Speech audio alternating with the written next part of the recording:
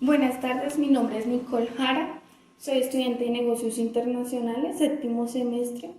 Este video es para la clase de Organismos y Convenios Internacionales dirigida por el profesor Gilberto Molina. Dentro de los temas que tengo para tratar, debo responder unas preguntas. Como primera pregunta que quiero responder, dice, ¿cuáles son los fundamentos teóricos que sustentan los tratados internacionales? Debo decir que a lo largo del tiempo, los tratados internacionales cada vez van más dirigidos a los derechos internacionales humanísticos para la difusión y la protección de estos. Queremos decir que el ser humano cada vez va a ser más protegido, ya que en algún momento la guerra fue tan cruel que es necesario en este momento que no se vuelva a repetir esa parte de la historia. Como primer tema a tratar tenemos los acuerdos de Bretton Woods. Estos acuerdos se fueron dando entre la Segunda Guerra Mundial en 1944. Se fundaron estos acuerdos. Entonces, debemos decir que fueron firmados por 44 países que querían restablecer la economía y la política europea, ya que ésta se encontraba en ruinas. Entonces, teníamos al señor Harry Dexter, que es un norteamericano, y a John Keynes, que es un británico. Estos dos son muy importantes tanto para Norteamérica como en Europa. Entonces, estos se sentaron en debates por 3 semanas, queriendo discutir todo tema y qué sería lo mejor para Europa y cómo podía ayudar a Estados Unidos. De estos debates salieron lo que hoy en día se dice que Estados Unidos se fundó como Banco Central y que se creó la libra esterlina. El presidente Richard Nixon iba a declarar en su momento que es inconvertible el oro, entonces de ese modo se cerró los acuerdos de Bretton Woods. Como segunda pregunta tenemos cuáles son los principios generales del derecho internacional. Entonces podemos decir que estos principios son los que resguardan a una persona o la que señala a una persona cuando comete un delito internacional. Quiere decir que si yo lo cometo aquí en Colombia y fue acusación para Estados Unidos y Colombia deben presentar los casos y debe ser custodiado o hacer validez de lo que se cometió o de lo que me pudieron cometer, en ese caso por los dos países o por el país donde se haya cometido el perjuicio. Entonces queremos decir que los principios internacionales, los principios del derecho internacional, son equivalentes en todo el mundo que acoplen los derechos internacionales y se van a hacer proteger en estos. Como segundo tema tenemos el Fondo Monetario Internacional. Este se fue dando en el final de la Segunda Guerra Mundial, se dio en 1945, su sede es en Washington. Hoy en día participan 183 países, que quiere decir casi la totalidad del mundo. Estos fueron los resultados de los acuerdos de Bretton Woods y su estructura está diseñada para la cooperación y que no se vuelva a repetir lo que en algún momento sucedió con las políticas en 1930 y que no caer en la Gran Depresión. Como tercera pregunta tenemos, ¿cuáles son los elementos sociales, políticos y económicos de los organismos internacionales? Hoy en día vemos que los organismos internacionales son esenciales para la orientación a la que cada uno está diseñado.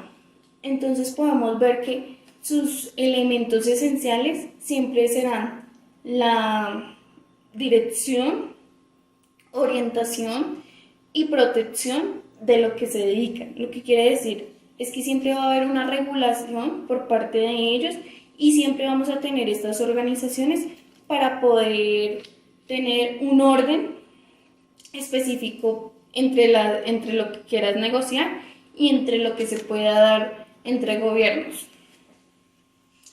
Como tercer tema a tratar tenemos el Banco Mundial.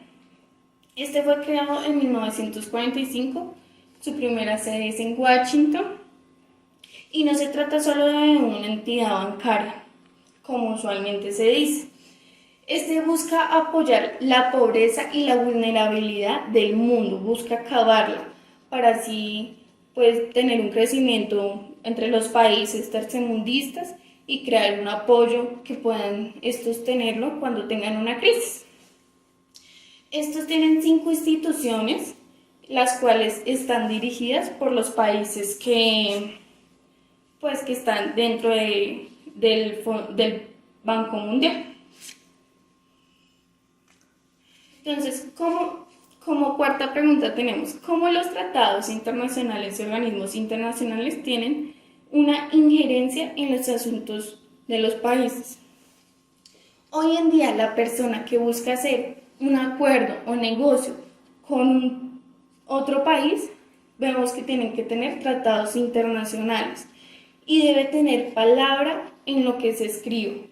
De ahí, si no se tiene palabra, entonces acudirá a alguna organización la cual se encargue directamente de asumir el negocio, o en ese caso la ONU, que protege los derechos, y vendrá a hacer respetar ese negocio o hacer cumplir la respectiva demanda por la persona que no lo cumplió. Quiere decir que en el momento que cada país acepta tener una negociación internacional con otro país o un acuerdo, en ese momento sabe que tiene que enfrentarse a las organizaciones internacionales y a los tratados internacionales para darse así a conocer, para incrementar la economía de su país y para asimismo mejorar internamente. Como cuarto tema tenemos los acuerdos de San Francisco, los acuerdos de paz de San Francisco. También estos acuerdos son los acuerdos de paz con Japón. Estos fueron firmados el 8 de septiembre de 1951, pero entraron en vigor el 28 de abril de 1952. Fueron firmados en San Francisco, California.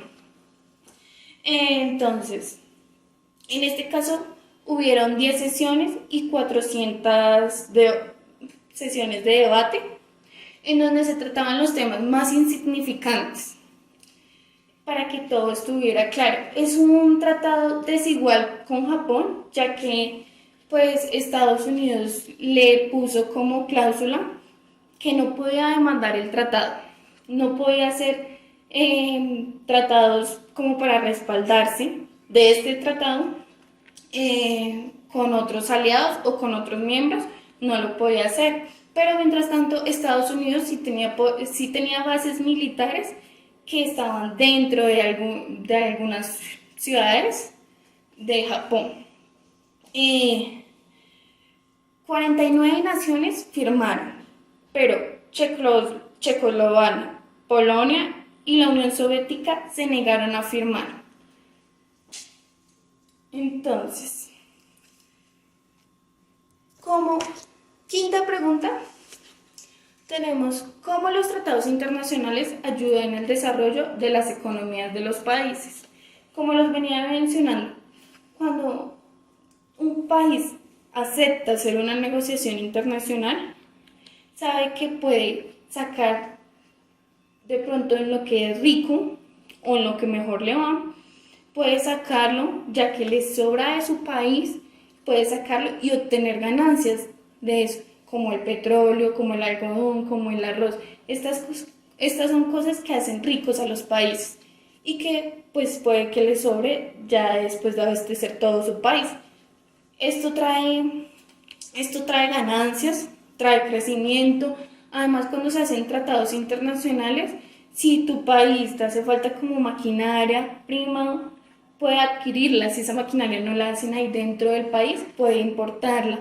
Entonces estamos hablando de que no es solo un crecimiento económico, ya que pues sacamos mercancía que de pronto nos sobra y entramos dinero, sino que también es maquinaria que podemos traer para la elaboración de nuestros productos y especializarnos tal vez en otras cosas. Estas son cosas que ayudan a los países a crecer.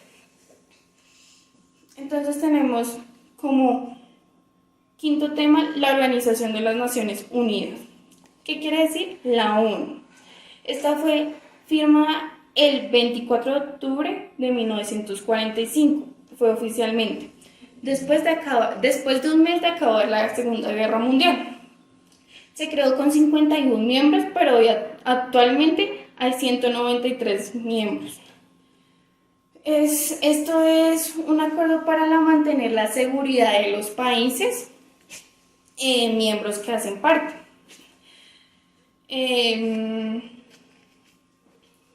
Es importante recordar que cuando un país toma una decisión individual que afecta a su economía, la ONU no puede hacer nada, es incapaz de hacerlo. Entonces, entre ellos es para mantener la paz, pero cuando se hace un problema interno de cada país, la ONU no puede hacer nada dentro de esto. Entonces, tenemos el Acuerdo General sobre Comercio y Aranceles, a lo que queremos decir el GATT. El GATT no fue muy grande, fue firmado en 1945 por la supervisión de la ONU. Esta fue firmada por 23 países inicialmente y cuando casi acabó eran 71. Podemos decir que la Comunidad Europea participó y este fue un acuerdo para regular los aranceles y el comercio dentro de los países miembros. En 1945 empezó a funcionar la OMC, que fue la que entró a sustituir este organismo internacional.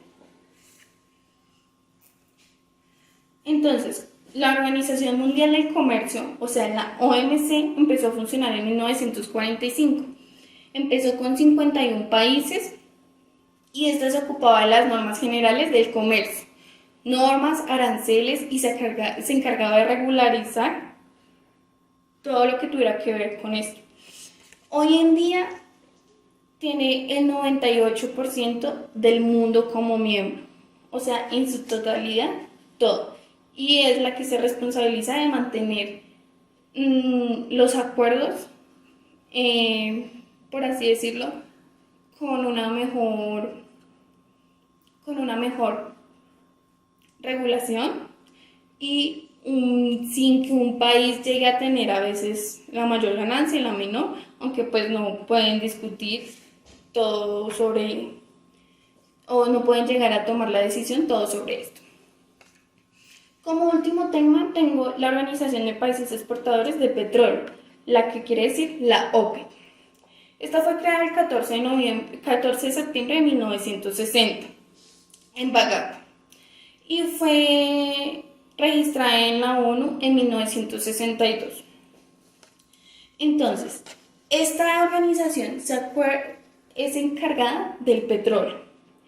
Entonces, lo que se encarga es qué cantidades, qué precios y qué tanto se puede llegar a manejar o a regular el petróleo.